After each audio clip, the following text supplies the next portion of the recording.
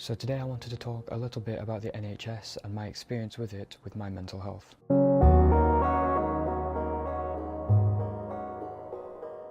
So first I'm going to be talking about what I actually went through with the NHS and my experience with it, and then I'm going to be addressing some of the problems that are in it currently.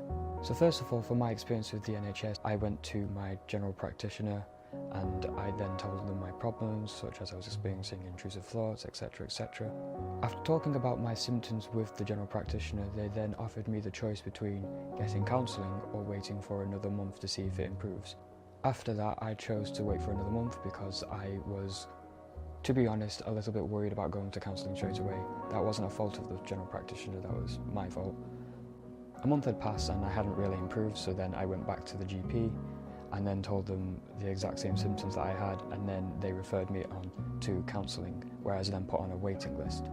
As I was 16 at the time of seeing my general practitioner, I was then referred to a service that is known as CAMS, which is CAMHS, which is Child and Adolescent Mental Health Service, and then I was put on a waiting list for mental health treatment. Here is where it starts to get a little bit bad.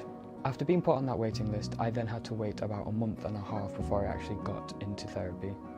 And the average waiting time is actually a lot longer than that, so I was actually quite lucky to get that after a month and a half.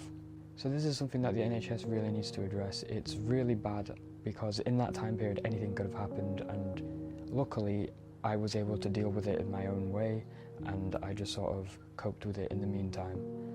But a lot of people aren't as lucky as me, and a lot of people do deal with quite severe mental health troubles that need urgent care, and this waiting time of 2 months is quite frankly extremely long for someone who may be suffering quite badly at the moment, and it needs to be dealt with really. The NHS is notorious for not providing adequate mental health care for people who are struggling with mental health because they have to wait for a long period of time before receiving that treatment in the first place, which is quite frankly an outrage. So I just wanted to share this short little bit of information about the NHS and why it needs to change really, because that's ridiculous, the amount of time that someone has to wait in order to receive the treatment that they need.